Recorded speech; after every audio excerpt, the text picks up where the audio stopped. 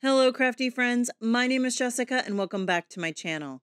Today I have a card for you using some Distress Oxide Sprays and Spritzes, as well as some Simon Says Stamp products. So let's get started. I went ahead and pulled 3 of my favorite Distress Oxide colors and some watercolor paper. This is Canson Extra Large, and we're going to go ahead and spray pretty heavily. We've got Wild Honey, Picked Raspberry, and Festive Berries. The nice thing about these is that you need to ensure that they're super mixed. So I went ahead and mixed them off camera, and I like to mix them until they are completely mixed on the bottom so you don't see that layer of pigment sitting. So I went ahead and sprayed everything really generously and then added some water on top and went ahead and sprayed it off camera. You're going to see that I'm going to layer these pretty heavily because I want to cover all of the watercolor paper. So I'm just taking a lot of time to make sure that I have a nice array of color and that it's not all one color and that there's some differences.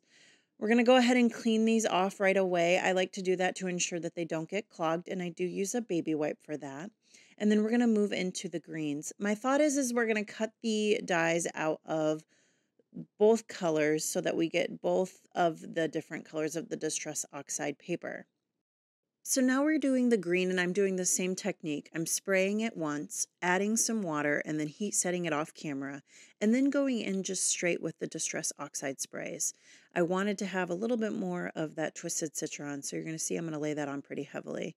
But something I've noticed with these is when you add water, it kind of starts making them all flatten out. So that's why I just went in with the twisted citron to try to get a little bit of definition in the color choices there.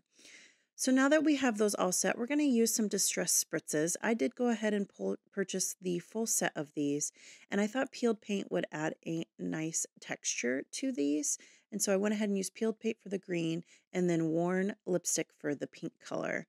These are really, really beautiful. Again, you're going to want to make sure that they're completely mixed because the pigment does sit all at the bottom, and to ensure that you're not clogging your spritzer, you're going to want to make sure that they're fully mixed. So I did that off camera. And I went in twice. I went in once, heat set them, and then brought them back in, and then promptly dropped the panels together. So what I did is I used a baby wipe to take off the 2 colors from the panels and then just added a little bit more spritz to kind of cover those up here, and then went ahead and heat set them. I like to keep my mistakes in because we're all human, and that's in card making, you're going to get those things. But look at how beautiful these panels are. It's hard to tell with my lighting here, but hopefully at the end when I bring the card up, you'll see the different colors with the oxide sprays and then as well as the glitziness of the spritzes. So like I said earlier, I went ahead and cut the die cut out of both panels because I want the greenery to be the green panel, and then of course the florals to be the pinky orange colors. So now I'm just looking to see how I need to layer these using the original packaging for inspiration, and then we're just going to go ahead and layer these up. One tip I'd like to offer is using a thicker glue, so that's why I'm using the Simon Says Stamp extra tacky or the tacky glue that they have. It's a really thick glue compared to your Bearly Art or your Gina K. And I like to use a thicker glue, especially when I've been using water on paper, because the water, no matter how much you dry it, is still slightly damp when you're using a heat gun until you've let it sit for a while. So I like to use a thicker glue. And then I like to use my reverse tweezers to compress those images together. Now, I don't always use reverse tweezers. Most of the times I do use stamping blocks, but I liked this for these thicker die cuts and this thicker paper. I thought this would be a better method. Gluing these die cuts together is probably what took the most time, but what I really liked about these die cuts is, one, it does die cut all in one panel, which is my favorite, or one plate. I do really enjoy that. There's not a ton of different little die cuts that you have to cut separately. I like that it does it all in one fell swoop. But the other thing is there's a lot of little layering parts to it. So you'll see here the rosebud, or what I'm assuming, it's not a rosebud, it's a peony bud.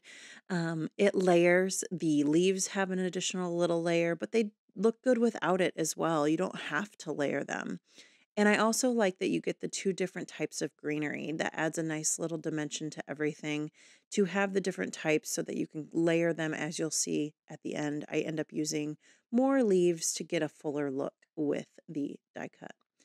So I did go ahead and just use the green inserts here on the florals. I wanted to use brown, but then I decided I already had them. They were gonna go on, they were gonna waste it if I didn't use them. And so I just went ahead and added those to my florals, and then we're just slowly building everything up using the packaging as a little bit of an inspiration. What's nice about these is there is some forgiveness if you don't layer them exactly the way that they might have been intended.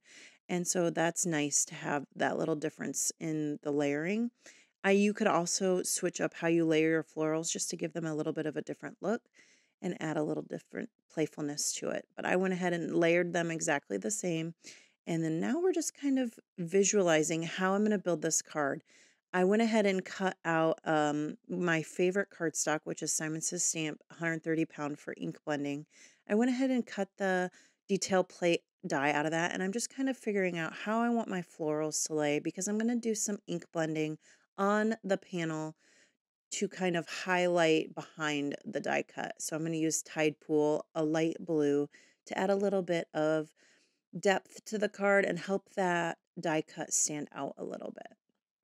I like to do the ink blending after doing the die plate cutting of this particular type of background die because I like the way that the ink falls into the puncture holes that are created.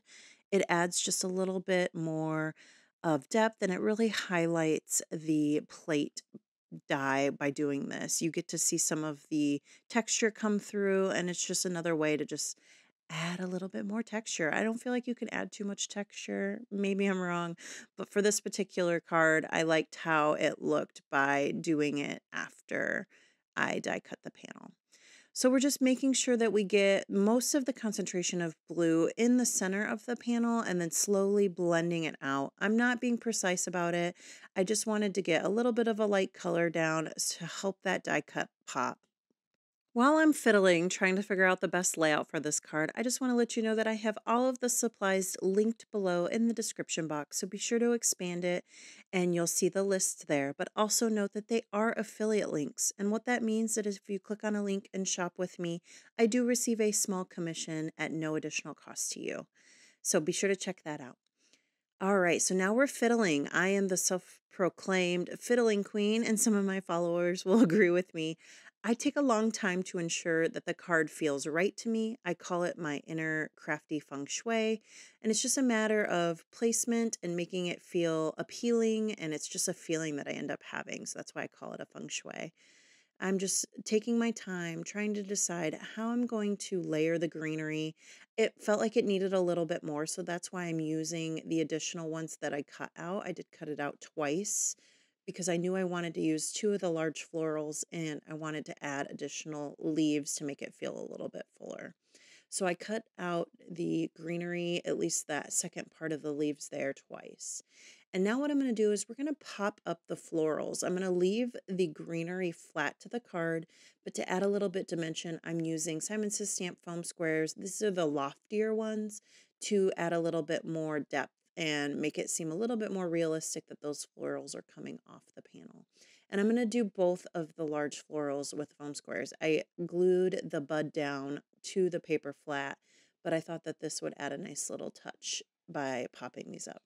So now that we have the large florals down, I'm going to go ahead and use the additional greenery and just start placing it until it's pleasing to me. Card making is not a science. It's definitely a feeling and making sure that you enjoy your card. And so while there are certain quote unquote rules to creating as far as the rules of three and making sure that you're off your panel and all in multiple places, there are some, like I said, loosely rules. I definitely just do it until it's pleasing to me, and just that's all that matters, is that it feels good to you. So now we're going to go ahead and add a sentiment. I wanted to keep it really simple, so I'm using the CZ's design Bad Days Good Vibes from the recent release here, with same with the florals, and just keeping it really simple. These sentiment strips are nice because sometimes I don't want to do a lot of embossing with tiny print, or maybe I just don't have the right sentiment for a very tiny sentiment strip, and that's why I like these, especially when they've got a ton of different sayings in them, and you can definitely tailor them to who you're sending the card to. whether it needs to be funny or serious or just loving. So I went ahead and we're going to use the one that says sending you love. I thought that was a nice simple saying to be a part of this card. I had a little bit of an ink smush that didn't need to be there, so I did use my sand eraser to try to get that off. And now we're going to go ahead and trim the sentiment down. Like I stated, these sentiment strips, there's so many out there. They have them with the white background and the black writing, and then they have the reverse. They also foil. I just don't bother with that. It's a lot. My foiling machine's on the other side of my craft room, and I just wanted to keep it really simple, and so I just like to use them as is for the most part. So I'm going to go ahead and line it up. We're going to tuck it in right here by the florals, loving that just small little sentiment. And then we're going to add some of Pretties because I can't stop. And I'm just trying to decide what type we're going to use. And I end up going with the boiled sugar baubles from Trinity Stamps. And that's going to be the card today. Thank you for joining me. I always appreciate your comments and you taking the time to leave them for me. So please note that they are one of my favorite parts of making these videos is being able to connect with the community and having you connect with me. So thank you for that. And I hope you enjoyed the card. Let me know below if you liked it or what you'd like to see in the future. And I'd be happy to try to fit that in. Thanks for joining me. Take care.